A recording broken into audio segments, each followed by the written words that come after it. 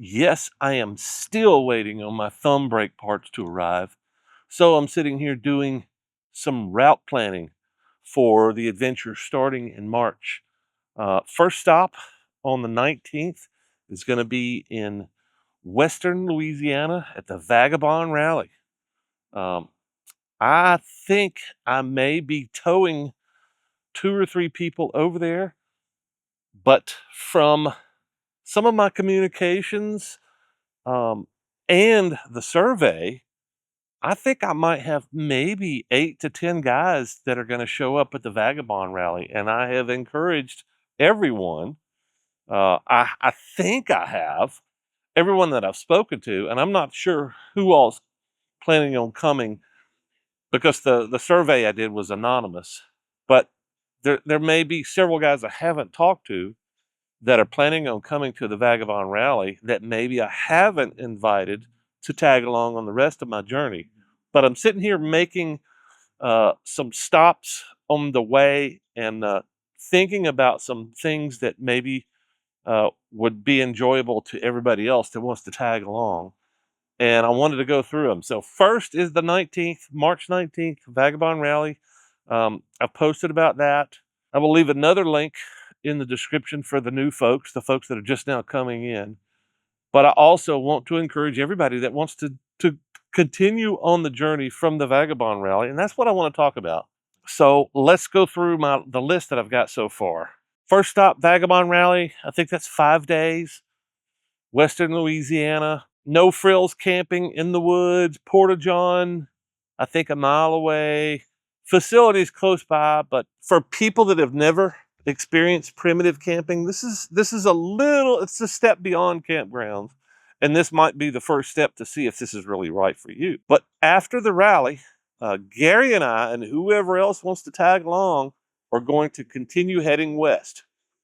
I'm not sure about the details right now, but there's three things that we've talked about doing in Texas. First, maybe regroup at Gary's place. Gary has a place south of Dallas, but Gary and I have talked about several things, three things that I want to talk about.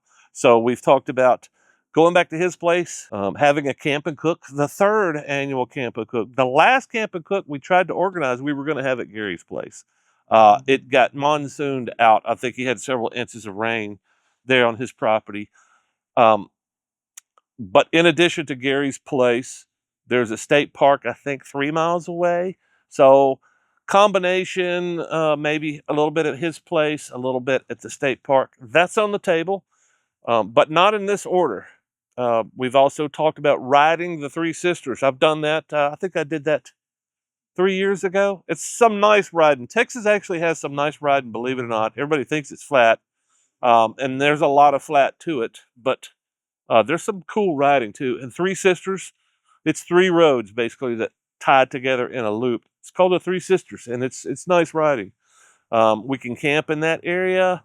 We can do some other things in addition, depending on what the crowd says. I'm calling this the Band of Merry Men. Maybe I should call it the Band of Merry Gentlemen. I don't know. But right now I'm calling it the Band of Merry Men. Anybody that wants to join us leaving from the VagaBond Rally, and that includes anybody that has no idea about what's going on and just shows up at the VagaBond, maybe doesn't even know me and says, oh yeah, you guys are going to keep going? Hell yeah, let's go.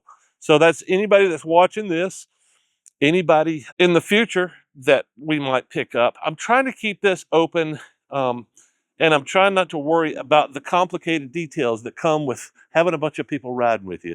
Right across the border into Texas, potentially one going to Gary's, putting together a camp and cook if you guys want to do that. Three Sisters, and then the only other thing that Gary and I have talked about in Texas is riding Big Bend. He and I have both been to Big Bend. It's a national park. It's extraordinary. When you think of Texas and you see Big Bend, I think you're going to be blown away about what's out there. I rode it a few years back. I think I rode it in 2017. I had my first bus, my first schoolie. I rolled it out there, and that was pretty dramatic. We've talked about doing a big loop around Big Bend, dirt riding, if that's your thing. If not, come hang out with us in the park. Go ride some of the amazing roads around there, or hook up with us when we head further west. So far, that's all we've really talked about. But this is when it gets real hazy and unknown because of the weather. But I'm thinking right now, Gary and I talked about riding the divide. The Continental Divide runs all the way from Mexico to Canada. We've talked about that. It may be a little bit early in the season to be doing something like that. There's snow. There's snow in March and April and May, and sometimes June and July, depending on the weather, depending on how much snow they had up there during the winter, is not good. Or if there's still snow on the passes, that may be something we have to do towards the end of the season. Um, Maybe as we're coming back this way, ride the divide. I always like to spend my summers in the Rockies. But this year, I want to get out to the West Coast. I want to spend some more time in California, um, maybe a little bit in Oregon and Washington, depending on the fires and how they are able to get those under control this year. So maybe the answer this year is after we do the Texas tour, head maybe through the deserts while they're the desert to me are not fun in the summer. I freaking hate them. It's just like being in the South or worse because you could die riding through the deserts in the summer. So if we can get out to maybe the West Coast, that's kind of what I'm thinking is get across the deserts.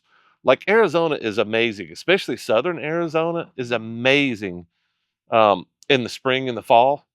So New Mexico, southern New Mexico, Arizona, California, maybe, and then maybe work our way up the Sierras, um, and maybe even take a dive into Yosemite. I have tried to get into Yosemite twice and been pushed back by snow. So I don't want to go deal with a bunch of tourists. Um, but apparently, maybe you can get in and it's not that bad. I've had a lot of people trying to encourage me to explore more of California. So I would like to do that. And the best thing is I have got a permanent pass for all of the national parks. And I believe Gary does too. And I would encourage anybody that's thinking about joining us to get an annual pass. If you don't have a permanent pass, get an annual pass. I think they're still just $80. So I would like to hit a few more of the national parks, especially. I'm not a big campground guy, so I could reluctantly stay in some campgrounds, and who knows what we might get into. So if you want to join in the band of merry men, so I'm struggling with the idea of sharing my location, the method, the technology, and the idea. The way I've been doing it in the past is sharing my location individually. So right now there's probably 15, 20 people that have my location shared on Google Maps. So anytime they want to know where I'm at, they can pull up Google Maps and they can see my little uh, Moto Giant thing popping up on a map. Um, it's worked pretty well for the people that I know that I'm running into, but I kind of want to expand that a little bit. But I'm a little bit uneasy about it for a number of reasons, legal reasons, security reasons. Like if I just publish it to the general public, I'm not sure that's the smartest idea. I don't really think I've got any enemies, but who knows? It's a bad idea to find out that you have enemies when they show up to your camp. So there's that. I'm not planning on breaking any laws, but I have been known to violate the statutes of man and not a few of the Almighty. With that said, I am entertaining the idea of sharing my location on a map where if anybody says, well, where the heck is Don and his band of merry men? I want to hang out with those guys. They can just click on a link and takes them to a map or some kind of a real-time thing. I'm toying with that idea. I'm just not sure exactly how to do it technically and safely. But I also want to use something like that to encourage people to go, oh, wow, he's coming through my state or he's only 2 states away. And I wonder if I can intercept him. I want to use that as not only as a way to inspire people to get out, but maybe inspire them to come hang out with us at camp. Even if you don't want to join the band of merry men, maybe you can just come hang out, or you know, maybe as we're passing through a town that's on the way, maybe we can hang out and grab some lunch. Or what would be even better is somebody said, "Hey, man, why don't you bring your band of merry men into my backyard and come hang out and have dinner and drinks and pack up your shit the next day and move on down the road." That's on the table too. Let me know your thoughts if you're thinking about joining the band of merry men.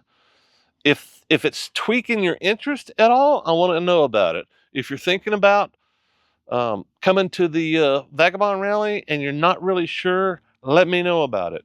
If you're thinking about joining us on the way somewhere beyond the VagaBond rally going west, let me know about it. If you're unsure and you just need a little push, I'm really good at that. So let me know. I think the first step, though, is VagaBond rally. I'm leaving from the Tuscaloosa area the day before, maybe 2 days before, depending on how many people are interested in riding out there. So there's an opportunity there if you just want to ride to Louisiana. If you're from the South, that might be a good opportunity to come hang out with us. But yeah, I'm trying to open up everything for the most amount of people that want to try something different. But apparently there's a lot of people that want to ride this summer. And I want to encourage you to come hang out and get your start with me, or fine tune your skills at the VagaBond rally and beyond. But main thing is get out and ride. And if our paths cross, all the better. But let me know what your thoughts are in the comments. And if you need to reach out, you should be able to find me on Facebook. You should be able to find me on the coffee page. My email address is on my channel page. You just have to click around a few buttons, and you can't always do it from a TV. But give me a response in the comments, and I will direct you to the next steps that you need to take to be able to have some fun this year. Let's get it done, people. Come on. I'm very excited if I could just get this freaking motorcycle put together. So if you see me passing by, don't be shy. Wave hello or stop to say hi. I'm always down to chat, share the vibe. Moto Giants here, it's more than a ride.